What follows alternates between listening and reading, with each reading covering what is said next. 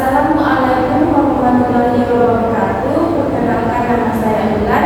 Di sini saya akan mempresentasikan hasil laporan analisis saya, yaitu yang berjudul Analisis Tindak Tanduk Lokusi, Ilokusi, dan Holokusi pada Percakapan Bahasa Melayu Sabas.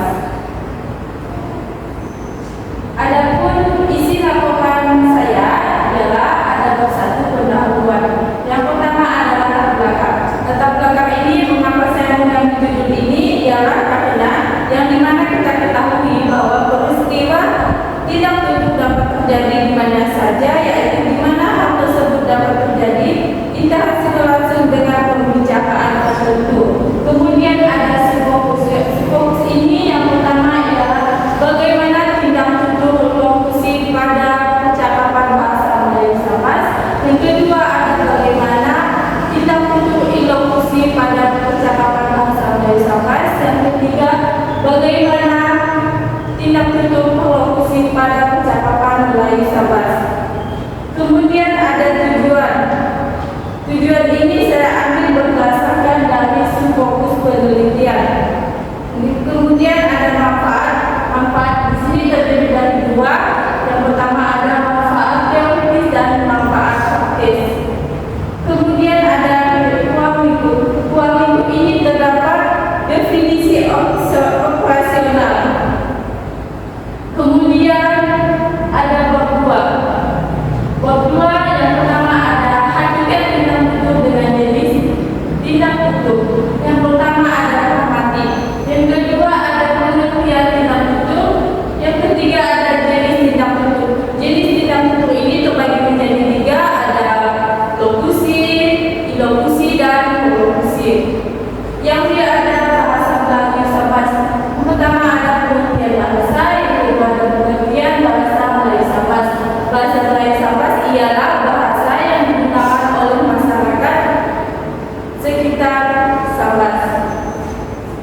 Kemudian ada penelitian yang relevan. Penelitian yang relevan ini saya gunakan sebagai acuan penyusunan laporan tersebut.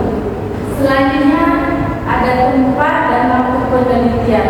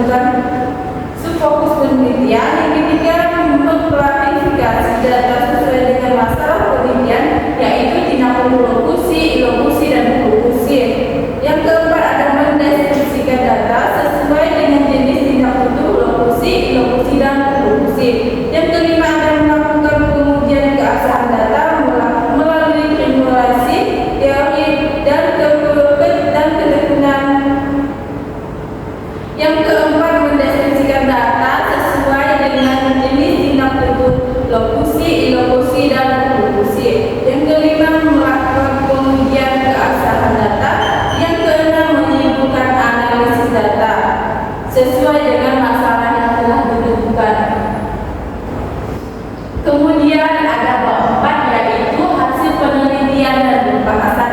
Di sini ada 3 temuan penelitian saya. Yang pertama ada tindak tutup lokusi, kedua tindak tutup ilokusi, dan yang ketiga tindak tutup kohlokusi. Nah, tindak tutup lokusi itu yang mana kita ketahui tindak tutup ini adalah makna tertentu. Nah, tindak tutup lokusi terletak pada kalimat lalu yang namanya hendak sakit gigi. Nah, terjemahannya ialah jika kita sakit gigi itu tidak ada yang baik kita lakukan. Nah, kalimat ini memiliki makna yang dimana di sini yang dimana kalimat tersebut bermakna bahwa jika sakit gigi tidak ada kegiatan yang bisa dilakukan dengan mana sebagai mestinya. Nah, yang kedua ada tindak tutup ilokusi. Tindak tutup ilokusi ialah tindak tutup di mana kita atau seseorang menginformasikan sesuatu. Di sini terdapat pada kalimat maknemu bare adek tadi. Nah, di sini berdasarkan kalimat tersebut ia memberitahukan bahwa atau menginformasikan bahwa tanda atau maknanya tadi itu memberikan lebih lagi. Maka dari itu kalimat tersebut adalah kalimat ilokusi karena mengandung suatu informasi. Kemudian yang ketiga ada tindak tutup kohlokusi, ialah yang mana kita ketahui tindak tutup kohlokusi ialah tindak tutup yang mempengaruhi lawan tuturnya. Hal tersebut terdapat kalimat yang pasca ini mengatakan kepada Hobi ada hantu sini yang terjemahannya ialah di sana ada hantu. Nah, berdasarkan hal itu Aska mempengaruhi agar Habibie takut ke sana dengan perkataan di sana ada hantu. Maka dari itu kalimat tersebut dinyatakan sebagai kalimat kohlokusi karena di situ terdapat unsur-unsur mempengaruhi lawan tuturnya. Baiklah, selanjutnya kelima ialah bentuk. Kesimpulannya ialah hasil analisis laporan